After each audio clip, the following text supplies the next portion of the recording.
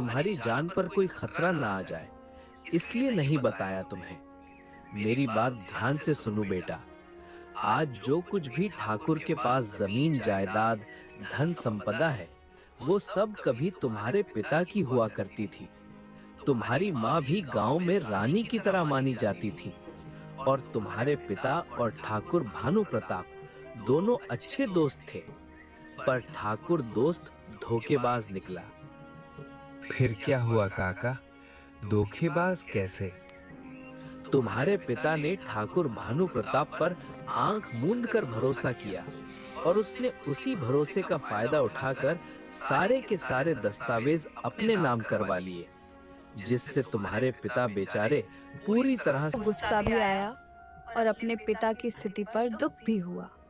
वह होठ खींचकर बोला, फिर इसके बाद क्या हुआ काका? मेरे पिता ने क्या किया फिर? इसके बाद बेटा कुछ भी स्पष्ट नहीं हुआ। गांव वालों का कहना है कि वो दोनों लड़ते झगड़ते उसी तालाब के पास अंतिम बार देखे गए थे, जहां तुम आज बैठे थे। केशव को सब कुछ समझ में आ गया था। उसकी आंखें चौड़ी हो गईं। और उसी दिन से उस तालाब से अजीबो गरीब आवाजें आने लगी, जिससे लोगों ने ये कहना शुरू कर दिया कि ठाकुर ने तुम्हारे पिता की हत्या कर दी और शव उसी तालाब में डाल दिया। केशव का चेहरा गुस्से से लाल हो गया। आंखों में आग सी चमकने लगी।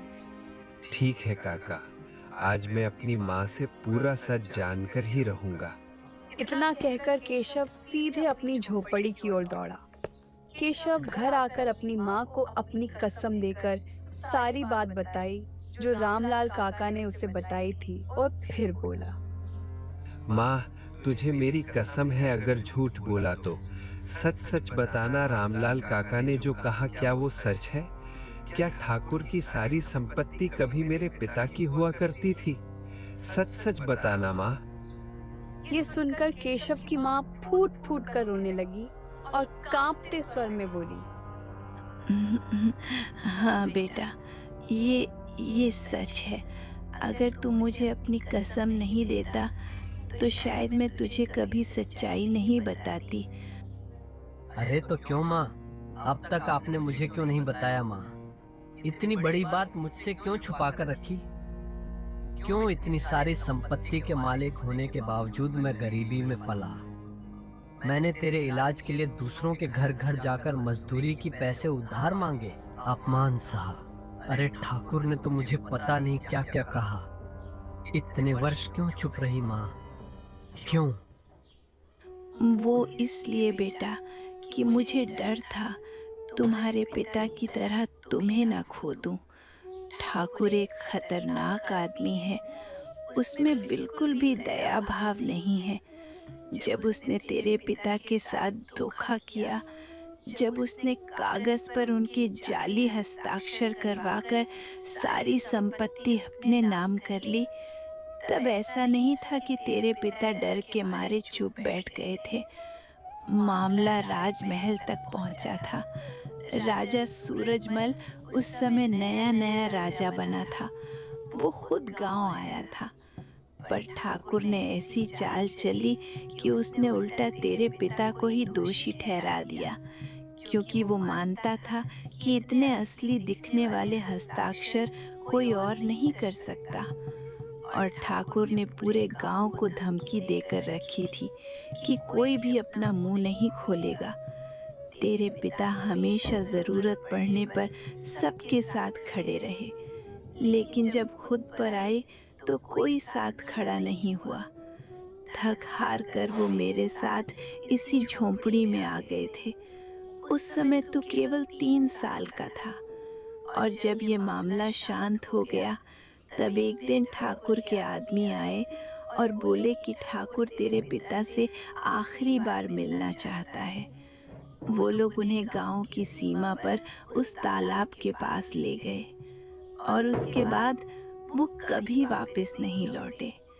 इतना कहकर केशव की माँ फूट फूट कर रोने लगती है, और केशव भी बहुत दुखी होता है। पर माँ, क्या उसने पिताजी के हस्ताक्षर इतने हूबहू कर दिए थे कि राजा सूरजमल भी धोखा खा गया? ऐसा कैसे हो सकता है? हाँ बेटा, क्योंकि वो बचपन के दोस्त थे। ठाकुर तब से तेरे पिता के साथ रहता था। वो सब कुछ जानता था, जिससे राजा भी धोखा खा गया कि कौन झूठ बोल रहा है और कौन सच। और फिर तेरे पिता पूरी तरह हार गए थे, क्योंकि जिन गांव वालों की उन्होंने हर परिस्थिति में मदद की, उन्होंने ही उनसे मुंह मोड़ लिया। केशव की आंखें गुस्से से लाल हो गई, दिल में आग सी लगने लगी। उसी समय उसने निर्णय लिया और अगली सुबह बिना कुछ सोचे समझे वो ठाकुर की हवेली में जा पहुंचा। ठाकुर उसे देखकर बोला, अरे तुझे एक बार बोला ना, पैसे नहीं मिलेंगे तुझे, तू फिर आ गया मुंह उठाकर। चल निकल जा यहाँ से, मेरे पास तुझे देने के लिए एक फूटी कौड़ी नहीं है। बस बहुत हो गया ठाकुर, मुझे अब सब कुछ सच सच पता चल चुका है। ठाकुर, तूने मेरे परिवार के साथ जो अत्याचार किया, जो बेईमानी की है, उसकी कीमत तुझे अब चुकानी पड़ेगी। तू जिस हवेली में बैठा है वो मेरे पिताजी की है। तेरे पास जो कुछ भी है वो सब मेरे पिता का है, जो तूने धोखे से छीन लिया था, और फिर तूने उनकी हत्या भी कर दी।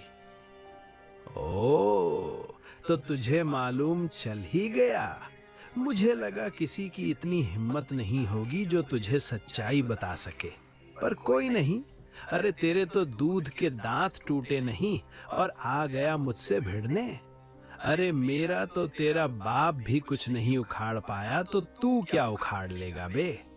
लेकिन तुझे अब पता चल चुका है, तो तेरा भी इलाज करना पड़ेगा, नहीं तो तू पूरे गांव को मेरे खिलाफ भड़का देगा। आज के बाद तू गांव के किसी भी कुएं या तालाब से पानी नहीं ले सकेगा, और अगर किसी ने तुझे पानी दिया तो मैं उसे छोड़ूंगा नहीं। इतना कहकर ठाकुर ने अपने नौकर को बुलाया और उससे कहने लगा, ओए सुन मेरी बात, इसको अभी के अभी धक्के मारकर हवेली से बाहर निकाल दो। फिर क्या था, केशव उसके आगे कुछ नहीं कर पाया और उसे धक्के देकर बाहर निकाल दिया गया। गांव में ऐलान करवा दिया गया कि कोई भी केशव को एक बूंद भी पानी नहीं देगा। लोग ठाकुर से डरते थे, सो सब ने उसकी बात मान ली। उस दिन के बाद किशन जहां भी पानी भरने जाता, ठाकुर के आदमी उसे पानी भरने नहीं देते। गांव का कोई भी आदमी उसे पानी नहीं देता है। किशन सूखे गले और पसीने से भीगे हुए शरीर के साथ अपनी झोपड़ी आ पहुंचा। वहां उसकी माँ भी प्यास से तड़प रही थी। बेटा, बस यही कारण था कि मैं तुझे कुछ नहीं बताना चाहती थी। ठाकुर इतना निर्दयी और हैवान है कि उसे किसी की जान की परवाह नहीं है, और गांव वाले इतने डरपोक कि वो उसके खिलाफ चूं भी नहीं करेंगे। मैं जानती थी कि तू कुछ नहीं कर पाएगा। नहीं माँ, तू चिंता मत कर, मुझे कुछ नहीं होगा। मैं हमारे लिए पानी जरूर लेकर आऊंगा। लेकिन बेटा, लाएगा कहाँ से? कौन देगा तुझे पानी? माँ, मैं उस तालाब से पानी लेकर आऊंगा जहाँ कोई नहीं जाता है। गांव की सीमा पर जो तालाब है ना, जहाँ से अजीब अजीब आवाजें आती हैं, मैं वहाँ से लेकर आऊंगा। ये सुनकर उसकी माँ काफी डर जाती है और उसे वहां जाने से मना करती है, लेकिन वो माँ की एक नहीं सुनता और उस तालाब की ओर चला जाता है।